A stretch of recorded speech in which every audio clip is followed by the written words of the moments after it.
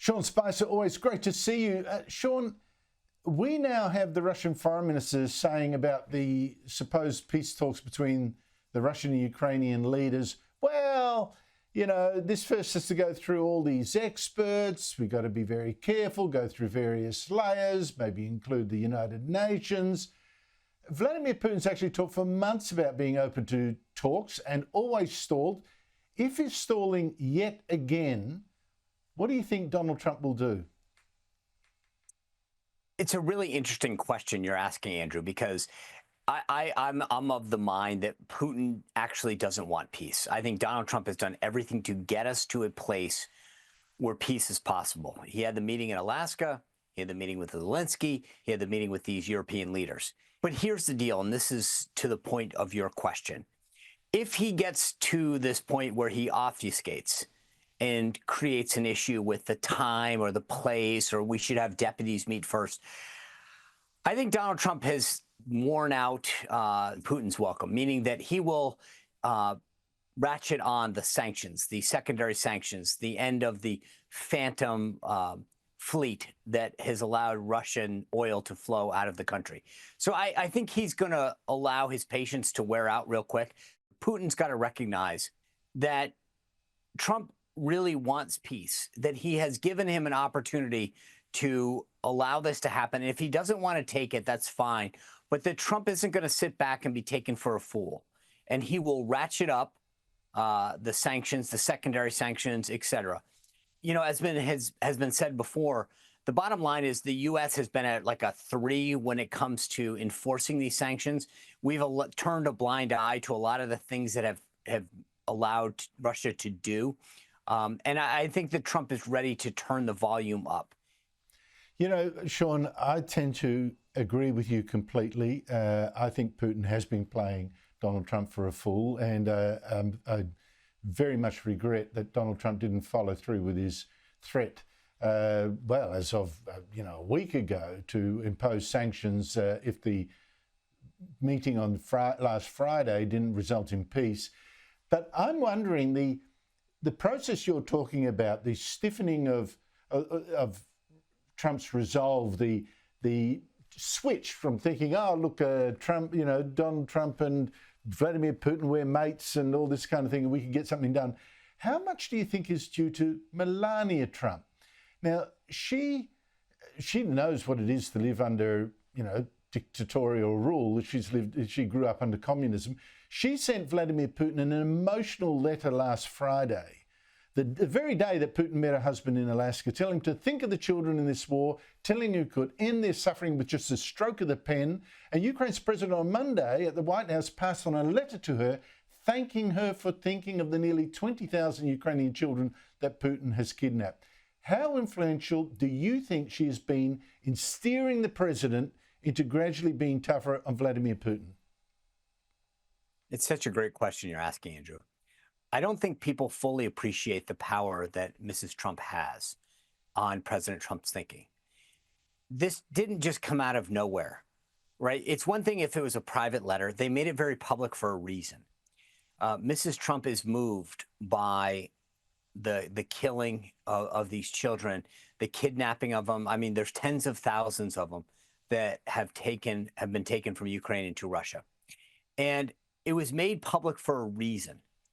And I think that is to make sure that Putin understands that the one person who has more influence than anybody on Donald Trump, his wife, Melania, is very moved by this.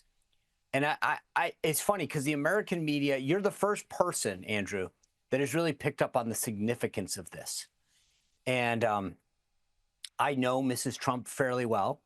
I would just say that, no one should underestimate the power that she has on his decision making. And President Trump's display of that letter should speak volumes to what he was trying to convey to Vladimir Putin, which is, I want peace. I want the killing to end.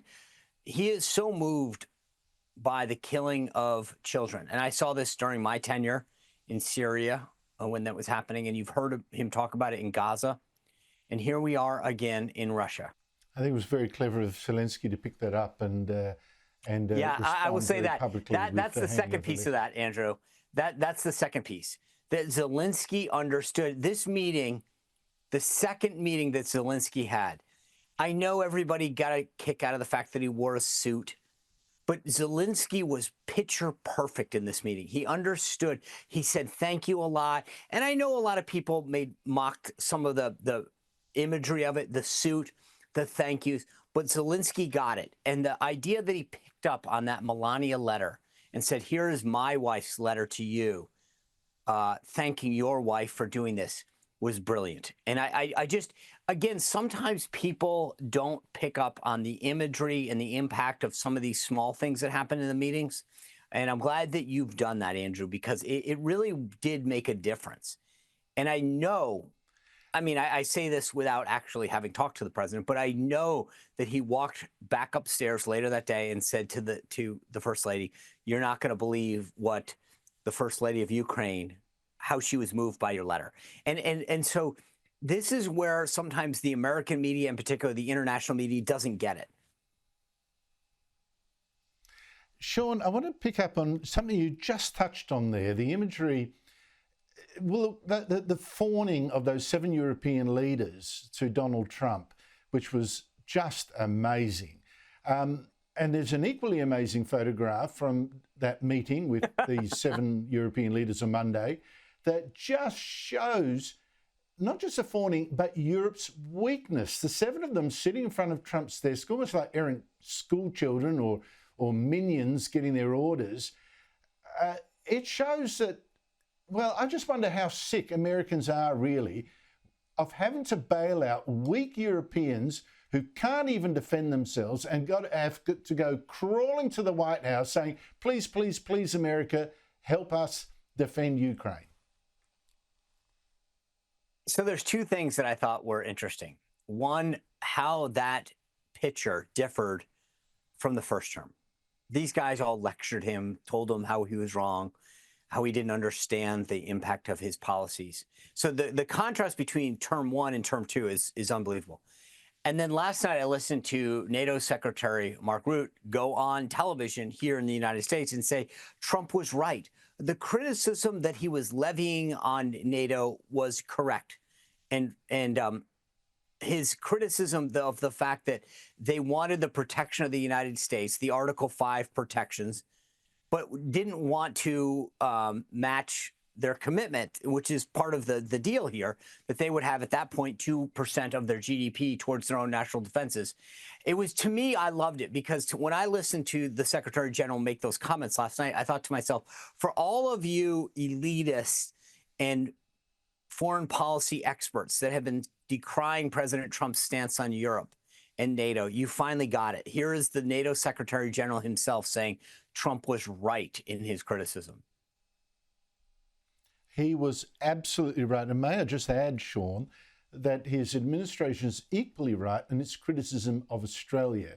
Our failure to lift our defence to anything, even remotely like an adequate amount to pretend to defend ourselves. We've been warned, and I think America might drop the Andrew, anvil here's on the us if thing. we don't Why is hear it you look at the AUKUS deal with Australia?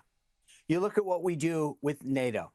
Why is it always these folks want to lecture the United States about what they should do, what it should do here in the United States, not what you got? And again, I'm not trying to be critical of Australia or the EU or any of its member states, but the bottom line is maybe you guys step up to the plate first, instead of criticizing the U.S. first. In Australia, you're closing up to China, and then you're criticizing the United States. It's like, hey, before you criticize the United States, when we're willing to give you submarines under AUKUS, stop cozying up to China. Well, that is exactly the message coming from America. I endorse it 100%. And I think, the game's got to be over of the West, the rest of the West treating America's army like a mercenary army that's actually at their disposal. It's not. You've got to have a partnership, a genuine one. Sean Spicer, thank you very much for your time. Always appreciate it, Andrew. Thank you.